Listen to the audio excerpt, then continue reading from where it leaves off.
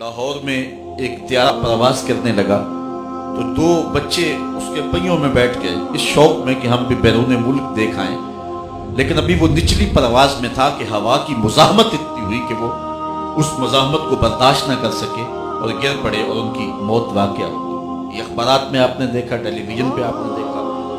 تو 200 کلومیٹر فی گھنٹے کی رفتار سے نچلی پرواز میں جہاز جا رہا تھا تو اس کی مزاحمت ان سے نہ ہو سکی، اور اگر وہ 1000 کلومیٹر فی گھنٹے کی رفتار سے جائے تو پرخچے اڑ جائیں۔ اگر اس کی پشت پہ بیٹھے تو اس کی ننگی پشت پہ بیٹھا نہیں جا سکتا، اس کے جسم کے ٹکڑے ہو جائیں، آگ لگ جائے جسم کو، اور لاکھوں کلومیٹر فی سیکنڈ کی رفتار سے جانے والے براق کی ننگی پشت پہ بیٹھنے والے شاہ سوار کی عظمت کو سلام کرنے کو جی نہیں چاہ رہا؟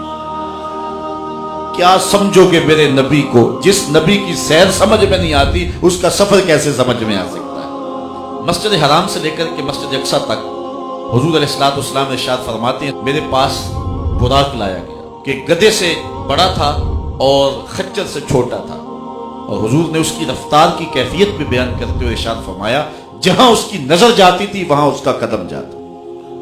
ہمارے پورے جسم میں 2 آنکھیں نور ہیں، اور وہ بھی ساری نور نہیں، ان میں سیاہ دائرے ہیں، وہ بھی سارے نور نہیں۔ ان سیاہ داروں میں 2 نقطے اور روشنی اتنی کہ یہاں سے نظر اٹھائیں آسمان کے چمکتے ستارے دیکھیں، اور جو کھروں سے لے کر سر کی چوٹی تک نور تھا اس کی نگاہوں کا عالم کیا ہوگا؟ جہاں اس کی نظر جاتی تھی وہیں اس کا قدم جاتا تھا۔ اور انسان سرعت کے ساتھ جا رہا ہو، راستے میں قریبی عزیز بھی کھڑا ہو تو پہچان نہیں پاتا، یار میں تیزی میں تھا، جلدی میں تھا، میں تجھے پہچان نہیں سکا، ہیولا سا نظر آیا۔ لیکن اتنی رفتار سے جا رہے ہیں، پہچان کا عالم کیا؟ مررت بقبر موسیٰ فائزہ ہوا قائم یصلی فی قبرہ، میں حضرت موسیٰ کی قبر کے قریب سے گزرا، میں نے دیکھا کہ وہ قبر میں کھڑے ہو کے نماز پڑھ رہے تھے، اور حضرت موسیٰ علیہ السلام یہاں ہیں، حضور علیہ السلام مسجد اقصی میں پہنچے تو حضرت موسیٰ وہاں موجود تھے۔ تو کیا حضرت موسیٰ حضور سے سری و رفتار ہیں؟ قطعاً نہیں۔ تو پھر پہلے کیسے پہنچ گئے؟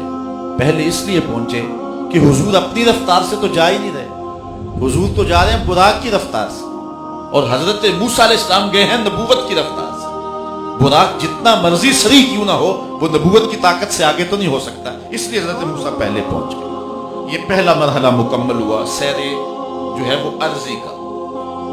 مسجد اقصی میں نبیوں کی امامت ہے اور وہ بھی ایک عنوان ہے، لیکن میں ابھی سیر کے حوالے سے بات کروں۔ وہاں سے دوسرا مرحلہ پہلے آسمان تک، یہ نور کی ایک سیڑھی تھی جس پہ حضور تشریف فرما ہو، اور یہ براق سے بھی سری و رفتار تھی۔ اس کے بعد پہلے آسمان سے لے کر 7ویں آسمان تک حضور فرشتوں کے پروں پہ گئے، یہ براق سے بھی اور سیڑھی سے بھی سری و رفتار حضور کا جانا تھا۔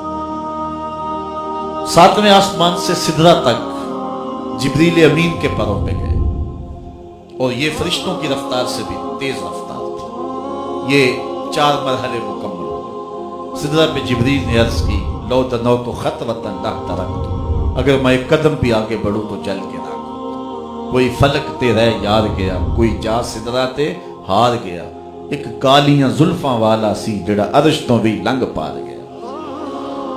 وہاں رکے، پھر ایک سبز نوری تخت آیا جس کا نام رف رف بتلایا جا، حضور اس کے اوپر تشریف فرما ہوئے۔ اللہ اکبر۔ پھر ایک وقت آیا کہ رف رف کی بھی منتہائی پرواز آ گئی، اب حضور علیہ الصلوۃ والسلام رک گئے۔ جلال و حیبت کا سامنا تھا، جمال و رحمت ابھارتے تھے، اب تھے نا رب کے حضور جا رہے۔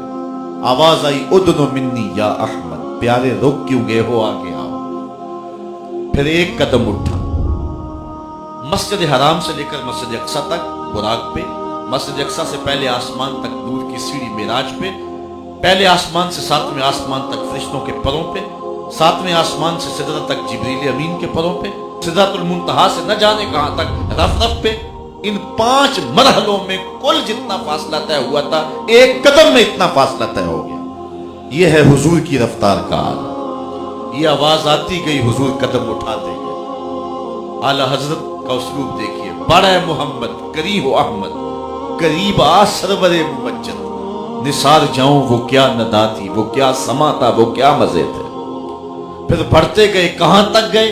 خرد سے کہہ دو کہ سر جھکا لے، خرد سے کہہ دو کہ سر جھکا لے گماں سے گزرے گزرنے والے، یہاں خود پڑے ہیں جہت کو لالے، کوئی کیا بتائے کدھر گئے تھے، سراغ عین و متا کہاں تھا، نشان کیف و الا کہاں تھا، نہ کوئی ساتھی نہ کوئی راہی، نہ سنگ منزل نہ مرحلے تھے، کمان امکان کے جھوٹے نکتوں تم اول و آخر کے پھیر میں ہو، محیط کی چال سے تو پوچھو کدھر کو آئے کدھر گئے تھے۔